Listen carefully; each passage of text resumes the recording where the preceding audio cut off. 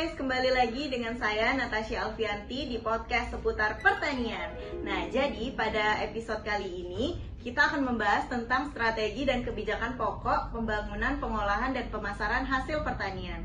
Nah, pada hari ini kita kedatangan tamu spesial nih guys.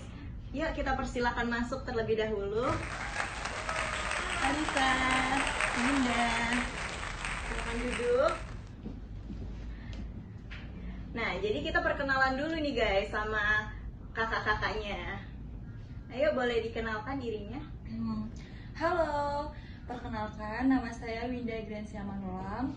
Saya merupakan mahasiswi Universitas Sriwijaya, program studi Sosial Ekonomi Pertanian atau Agribisnis.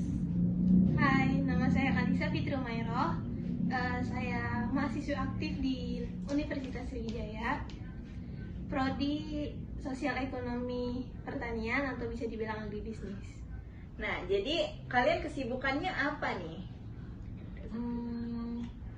Berhubung kan kami ini satu angkatan ya, jadi tadi sudah perkenalan juga merupakan mahasiswi Universitas Sriwijaya. Jadi kesibukan kami ya kuliah. Kemudian ya kalau yang baru-baru ini kami lagi tertarik untuk membahas mengenai yang ini strategi dan kebijakan pokok pembangunan, pengolahan, dan pemasaran hasil pertanian gitu sih Kak. Oh, jadi gitu guys. Nah, jadi kita langsung masuk ke pertanyaannya aja ya. Pertanyaan pertama buat Kak Kalisa nih. Menurut Kak Kalisa, apa salah satu permasalahan yang mendasar dalam memajukan usaha pertanian di tanah air ini? Menurut saya, masih lemahnya kemampuan sumber daya manusia dan kelembagaan usaha dalam hal penanganan pasca panen, pengolahan dan pemasaran hasil pertanian. Disebabkan karena pembinaan SDM pertanian selama ini lebih difokuskan kepada upaya peningkatan produksi dibandingkan dengan sumber daya manusia.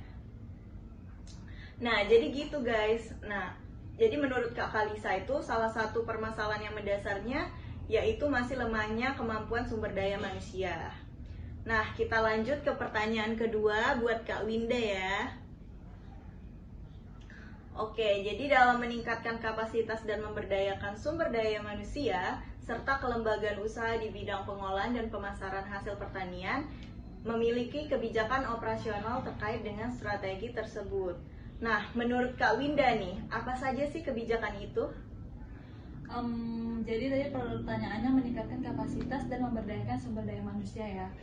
Kita tahu sumber daya manusia kan berarti orang-orangnya, orang-orang yang bekerja dalam suatu hal tersebut. Nah, jadi apa yang bisa kita lakukan atau kebijakan apa nih yang bisa kita lakukan gitu? Misalnya meningkatkan penyuluhan dan pendampingan. Kita tahu kan bahwa di sektor pertanian penyuluhan, pendampingan itu masih minim sekali. Jadi perlu adanya dorongan dari pemerintah maupun masyarakat saling bekerja sama agar penyuluhan pertanian itu tuh berkembang lebih bagus lagi. Kemudian pendidikan, kita tahu bahwa di sektor pertanian, petani-petani yang kita temui di desa-desa itu kan pendidikannya masih tergolong rendah ya.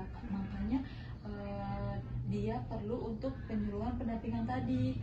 Kemudian adanya pelatihan. Nah, pelatihan ini juga perlu dilakukan karena butuh praktek. Jadi petani dapat melihat secara langsung bagaimana pengolahan pemasaran yang benar itu bagaimana.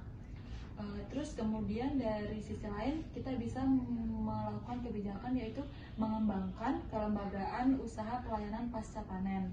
Kemudian ada pengolahan, ada pemasaran hasil pertanian yang langsung dikelola oleh petani. Jadi petani dapat menghitung sendiri, mengelola sendiri hasil pertanian itu sendiri.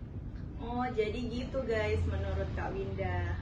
Nah, kita masuk ke pertanyaan ketiga nih. Nah, ini buat kalian berdua nih ya. Menurut kalian, definisi penyuluhan pertanian itu seperti apa sih? Kalau menurut saya, penyuluhan pertanian itu sama saja dengan sistem pendidikan tetapi di luar sekolah atau untuk orang dewasa. Guna mengasuh kemampuan, keterampilan, pengetahuan para petani. Sehingga secara mandiri mereka akan dapat mengelola usaha taninya sendiri lebih baik dan menguntungkan menguntungkan bagi semua orang, karena dengan memperbaiki pola hidup seperti itu maka petani tersebut dapat lebih mengembangkan usaha taninya lebih baik lagi dari sebelumnya. Oh, jadi gitu guys, definisi penyuluhan pertanian. Oke, kalau menurut Kak Winda seperti apa tuh? Kalau menurut saya nggak beda jauh ya dari Kak Kalisa tadi. Sistem pendidikan di luar sekolah benar. Jadi kayak penyuluhan pertanian itu lebih ke sekolah, tapi di sekolah non formalnya petani gitu. Jadi mereka bisa secara langsung mendapatkan pelatihan kan, penyuluh datang ke desa-desa mengajarkan para petani bagaimana cara menanam yang benar, mengolah hasil pertaniannya itu yang benar, memasarkannya ke produsen, ke distributornya itu bagaimana. Oh, jadi gitu guys menurut Kak Winda. Ini pertanyaan terakhir nih buat kalian nih, jangan bosen-bosen ya. Nah, kan menurut Kementerian Pertanian tahun 2015 nih, sektor pertanian kan merupakan salah satu sektor dengan tingkat penyerapan tenaga kerja nasional yang cukup besar, yaitu sekitar 25,19%. Namun hingga saat ini masih terdapat banyak permasalahan mengenai ketenaga kerjaan pertanian. Nah, menurut kalian, apa yang membuat hal itu bisa terjadi?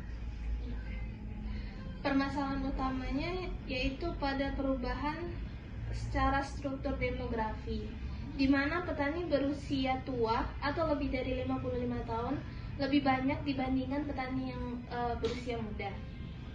Faktor lain dari permasalahan ketenaga kerjaan petani Indonesia yaitu meningkatnya tingkat pendidikan petani di desa yang relatif rendah, sehingga faktor tersebut dapat menyebabkan kemunduran pertanian di desa.